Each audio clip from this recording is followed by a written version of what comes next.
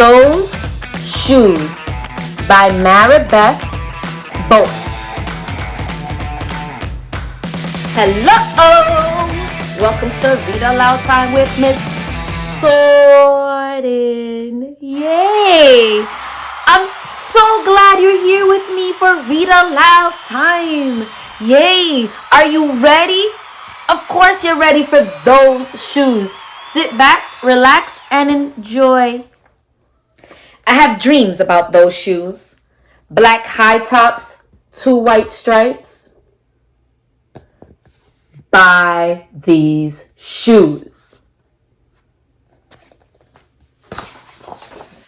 Grandma, I want them. There's no room for wants around here. Just need, Grandma says. And what you need are new boots for winter.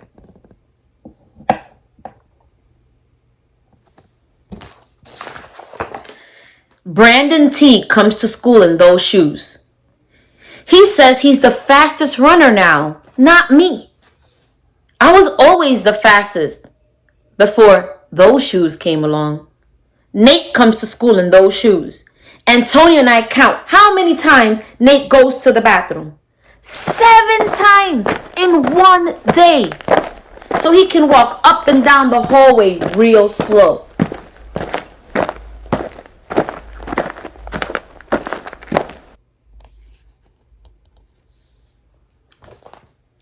Next, Alan, Jacoby, and Terrence each get a pair.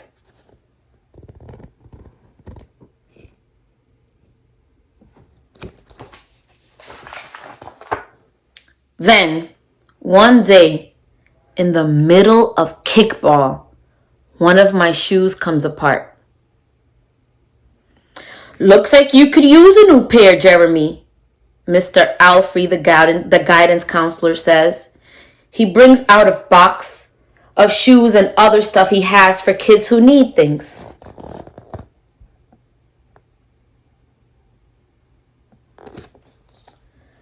He helps me find the only shoes that are my size. Velcro.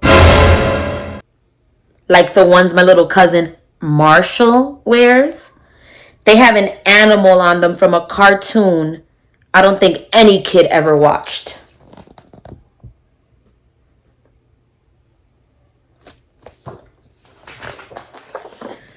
When I come back to the classroom, Alan Jacoby takes one look at my Mr. Alfrey shoes and laugh. And so do Terrence, Brandon T, and everyone else. The only kid not laughing is Antonio Parker.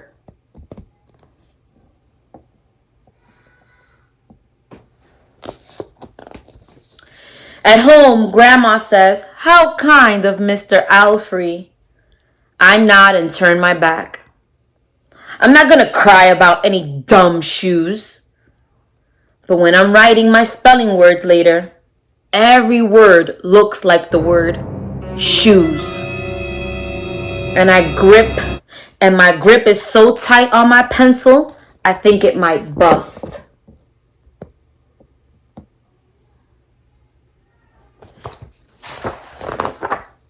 On Saturday, Grandma says, "Let's check out those shoes you're wanting so much. I got a little bit of money set aside. Might be enough. You never know."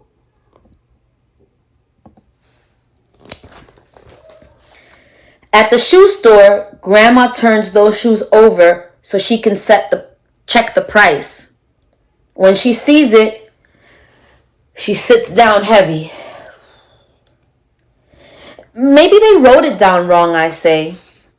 Grandma shakes her head.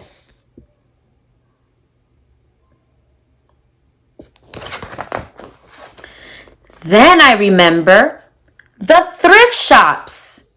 What if there's a rich kid who outgrew his or got 2 pairs for Christmas and gave one of them away? We ride the bus to the first thrift shop. Black cowboy boots, pink slippers, sandals, high heels, every kind of shoes except the ones I want. We ride the bus to the second thrift shop. Not a pair of those shoes in sight.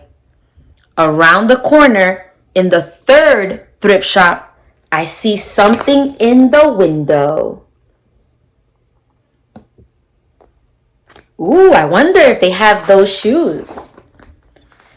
Black shoes with 2 white stripes, high tops, perfect shape, $2.50. Those shoes.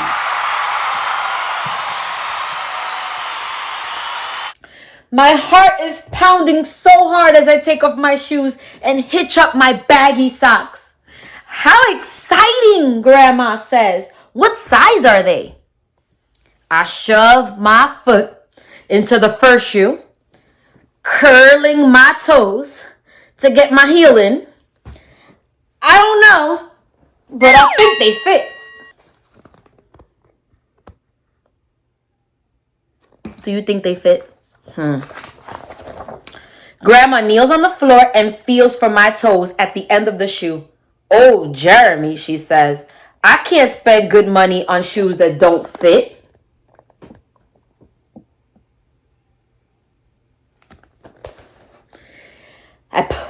I pull the other shoe on and try to walk around. They're okay.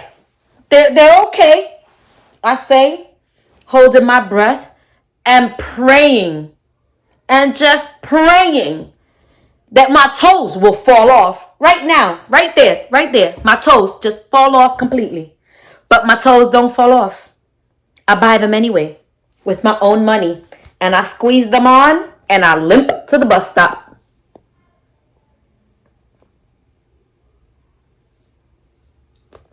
Those shoes don't fit Jeremy. At home a few days later, Grandma puts a new pair of snow boots in my closet and doesn't say a word about my 2 big feet shuffling around in my 2 small shoes. Sometimes shoes stretch, I say, and Grandma gives me a hug. Look at the Band-Aids on his foot. Those shoes don't fit you, Jeremy. Oh. I check every day, but those shoes don't stretch. I have to wear my Mr. Alfred to go to school. I have to wear my Mr. Alfred shoes to go to school instead. One day during math, I glanced at Antonio's shoes and noticed one of them is taped up, and his feet look smaller than mine.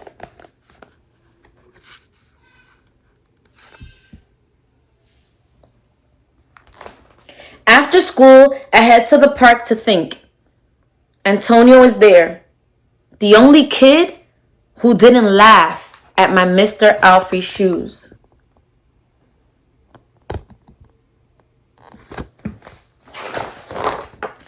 We shoot baskets. A loose piece of tape on Antonio's shoes smacks the concrete every time he jumps. I think I'm not going to do it. We leap off the swings. I'm not going to do it. We race from one end of the playground to the other. I'm not going to do it, I say. Do what? Antonio says, breathing hard. I wonder what Jeremy's going to do. Grandma calls me for supper and invites Antonio over too. After supper, he spies on my shoes. How come you don't wear them? Antonio asks. I shrug. My hands are sweaty. I can feel him wishing those shoes were his.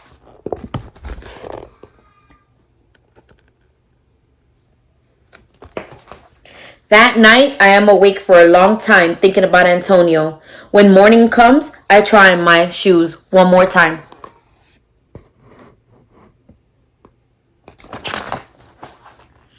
Before I can change my mind, the shoes are in my closet. Snow is beginning to fall. As I run across the street to Antonio's apartment, I put the shoes in front of his door, push the doorbell, and run.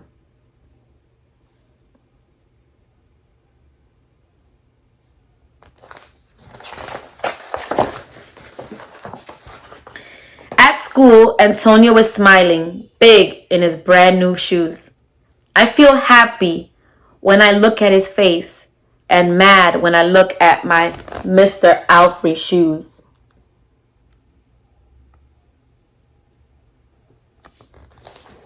But later, when it's time for recess, something happens. Everywhere there is snow. Leave your shoes in the hall and change into your boots, the teacher announces. Leave your shoes in the hall. It's then I remember what I have in my backpack. New boots. New black boots that no kid has ever worn before. Standing in line to go to recess, Antonio leans forward and says, "Thanks."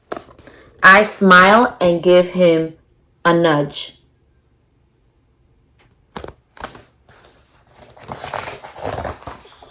Let's race.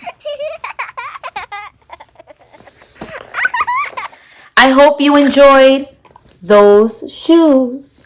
Remember, we may not always have space for what we want, but we definitely have to make space for what we need. Until next time.